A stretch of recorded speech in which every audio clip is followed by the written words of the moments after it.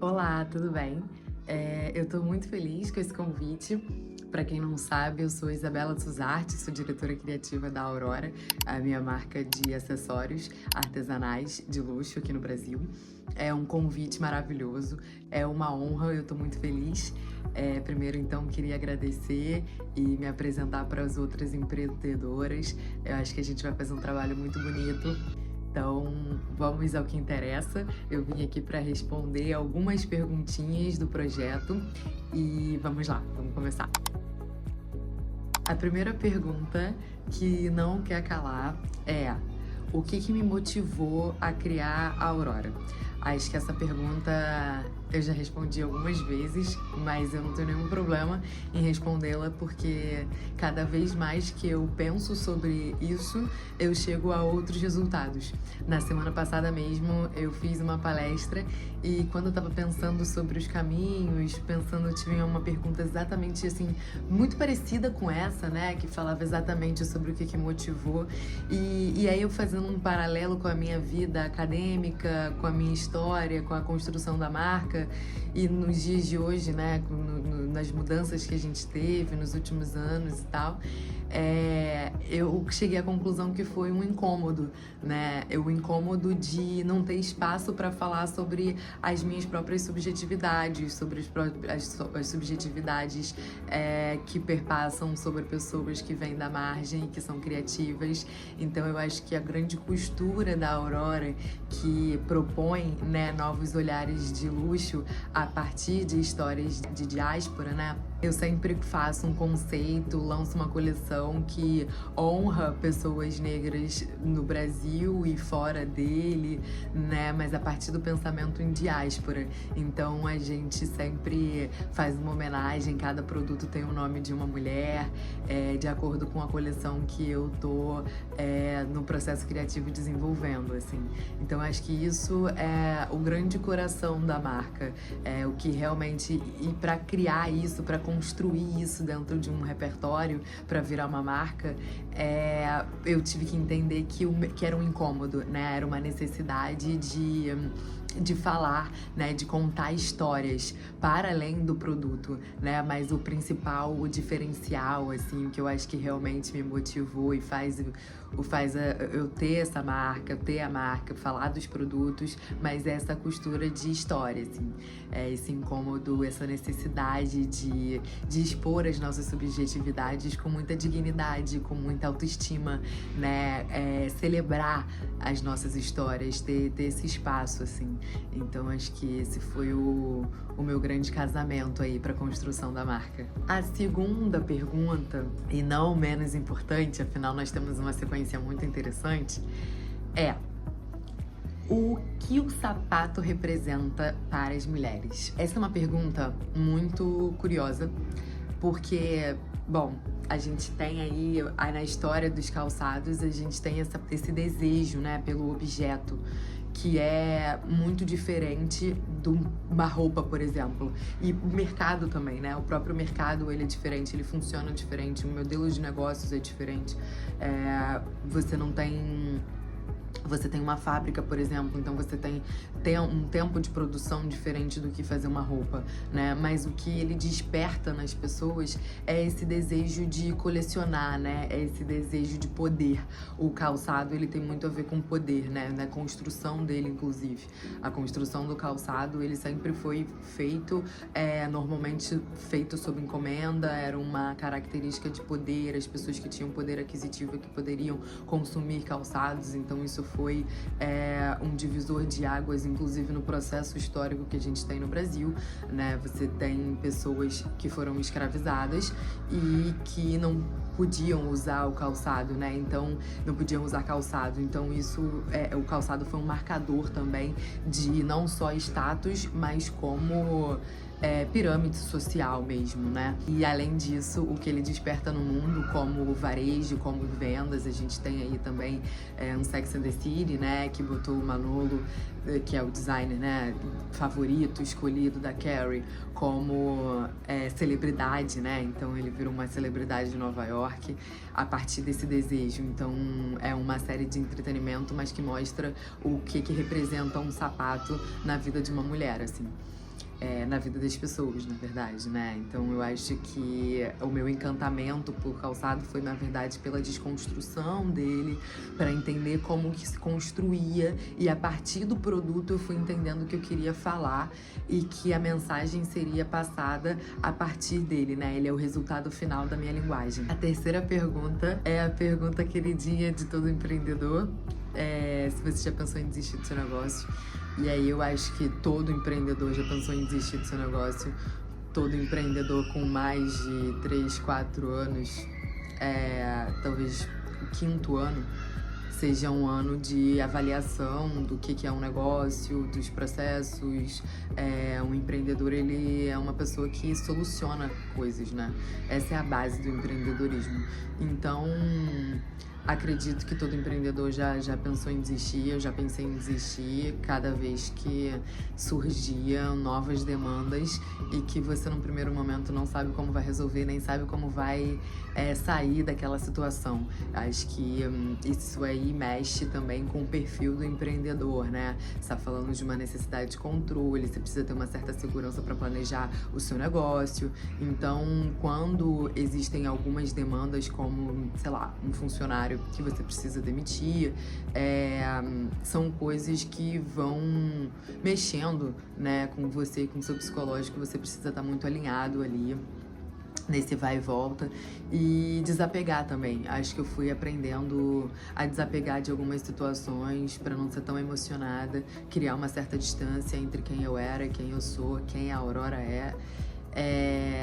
E isso também me ajudou muito a não desistir, assim. Hoje, quando eu olho e sinto essa necessidade, ou sinto esse sentir, assim, eu já tenho outros mecanismos de avaliar se isso é verdade ou não, se é uma fuga ou não, né? A gente precisa estar muito atento como o nosso cérebro processa. Bom, vamos para a quinta pergunta, que é uma graça.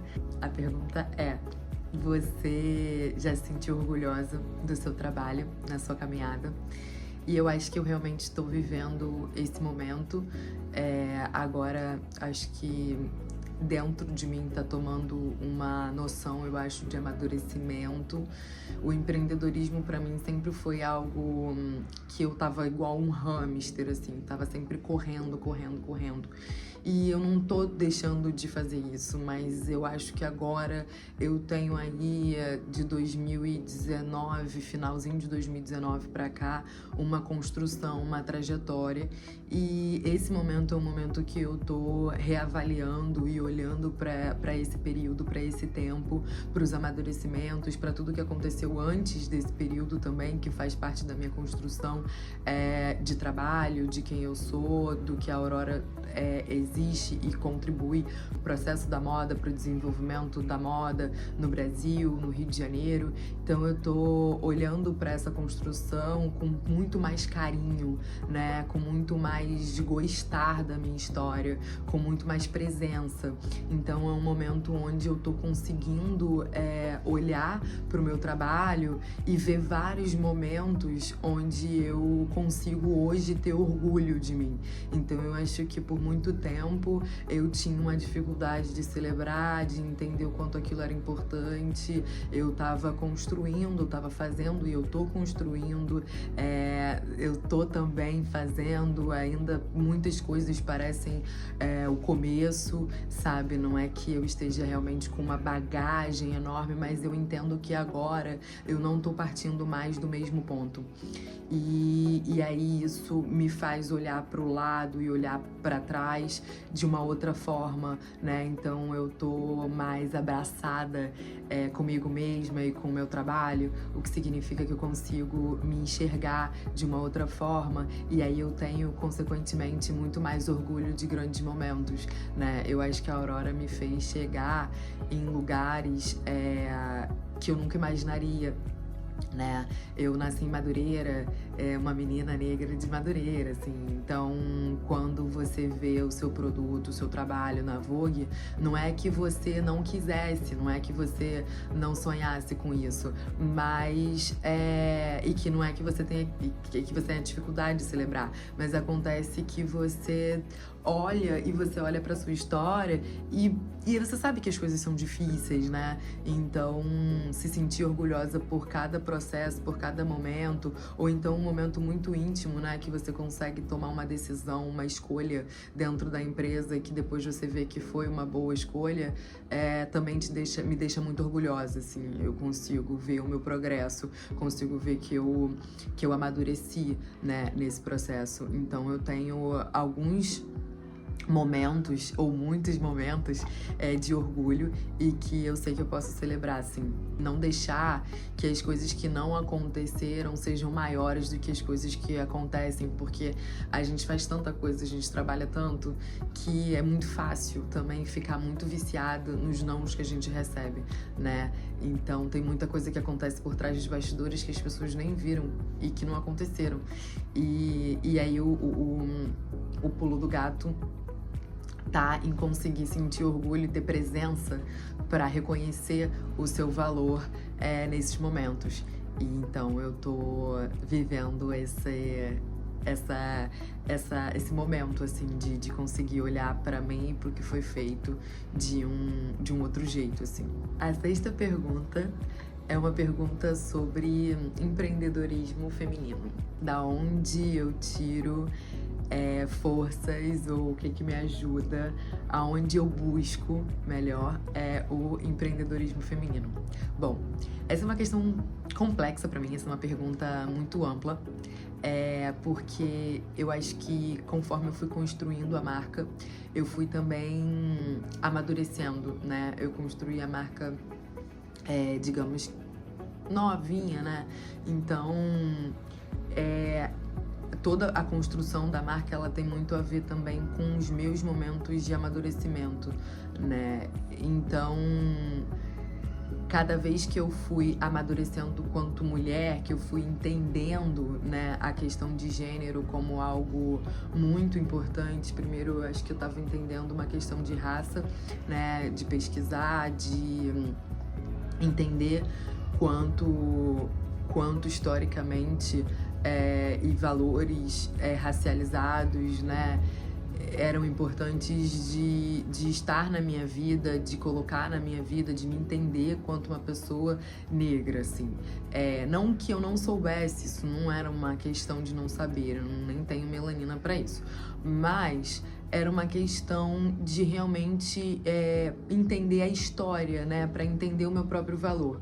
E eu acho que um segundo momento da minha vida foi entender, e tá sendo, entender a questão de gênero, que é uma das coisas talvez mais difíceis pra mim. Eu acho que enfrentar o machismo dentro dos negócios, na minha vida pessoal, uma das coisas que mais me desafia, assim, de quais são as minhas estratégias e ferramentas para lidar numa comunicação, num diálogo, numa reunião, né, com os desafios que é ser vista quanto uma mulher negra à frente de um negócio que é a Aurora, e também num lugar de influência, né? Então, eu sempre penso o que eu tô entregando, o que eu tô me propondo, o que eu tô falando, que pode virar inspiracional como meu estilo de vida pra Aurora, assim.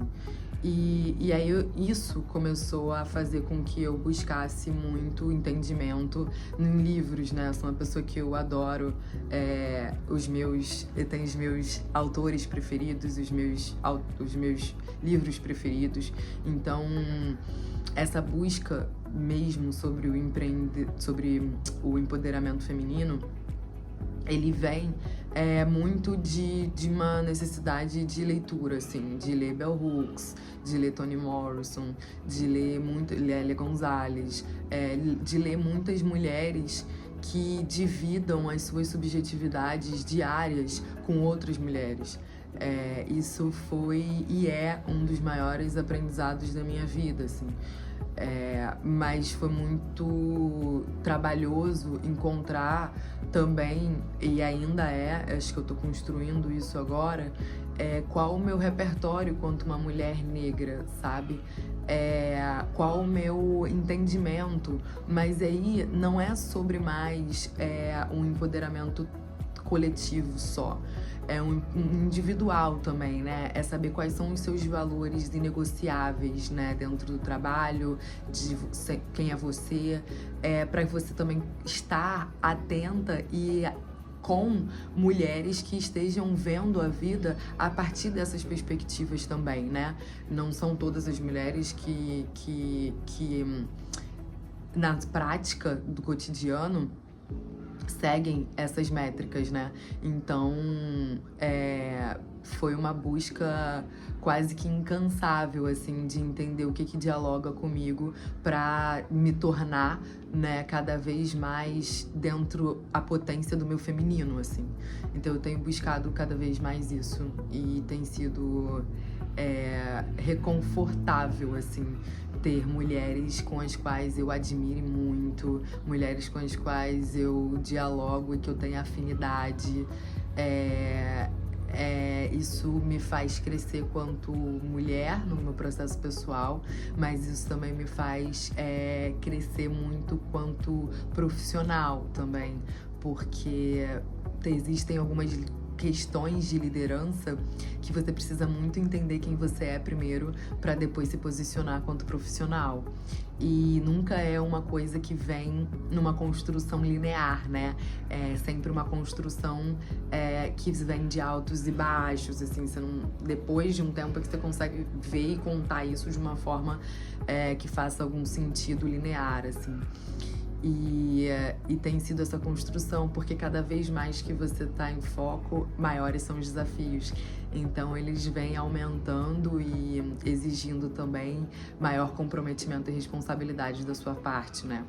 Então, mas também foi muito libertador e tem sido muito libertador estar cada vez mais perto nas minhas ações práticas das mulheres que me inspiram.